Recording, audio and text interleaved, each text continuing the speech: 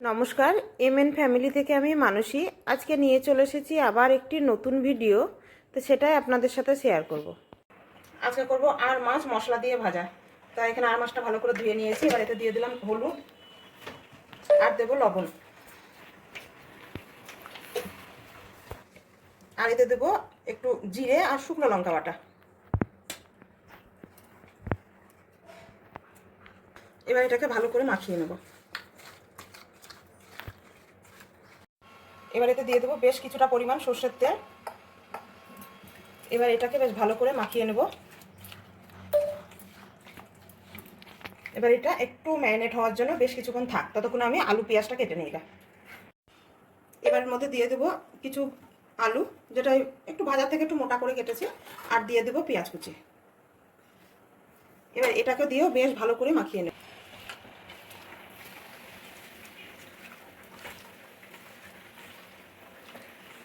এই যে হয়ে গিয়েছে মাখানো। এবার কড়াইয়ের মধ্যে দিয়ে দেবো। চলুন, অল্প করে দেবো একটু তেল।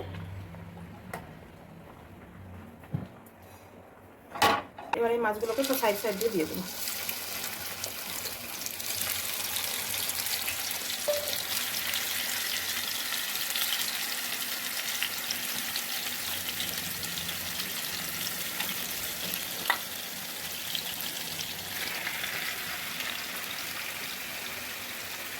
এবারে বাটিটা ধুয়ে অল্প করে একটু জল দিয়ে দেবো।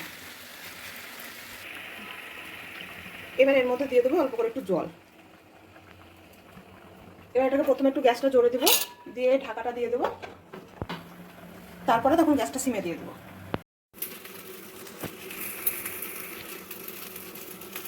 দেখুন, একটু তো জল দিয়েছিলাম, আরও কতটা জল বেরিয়েছে। এবার গ্যাসটাকে কমিয়ে দেবো, মানে একবারেই সিমে দিয়ে দেবো, যে আস্তে আস্তে হবে, তাহলে মাছটাও সেদ্ধ হবে, আমার ভেতর থেকে ভাজাও হবে, নুন ঝালটাও ঢুকে যাবে। চলুন এবার ঢাকনাটা খুলে দেখি কতদূর কি হলো। চলুন এবার একটু উল্টিয়ে দিই। দেখেছেন এক পিঠ কি সুন্দর হয়ে গিয়েছে।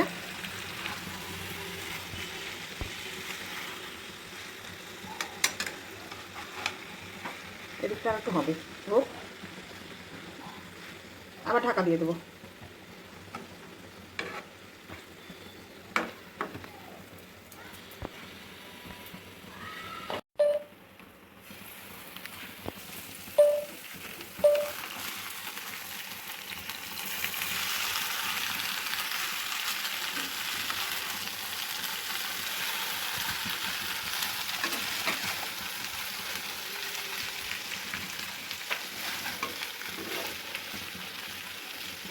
একদিক হয়ে গিয়েছে পুরোপুরি।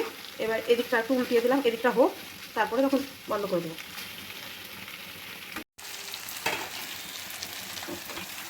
এই যে পুরোপুরি এবার হয়ে গিয়েছে। এবার এটাকে বন্ধ করে দেবো, দিয়ে এবার ঢাকা দিয়ে আবার রেখে দেবো। দেখেছেন মাছগুলো কেমন সেদ্ধ হয়ে গেছে একবারে।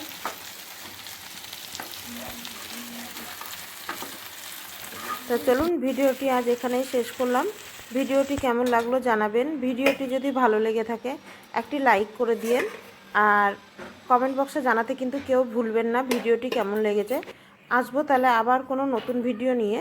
আর ততক্ষণ সকলে আমার চ্যানেলটিকে একটু সাবস্ক্রাইব করে দিয়ে পাশে থাকবেন। যাও,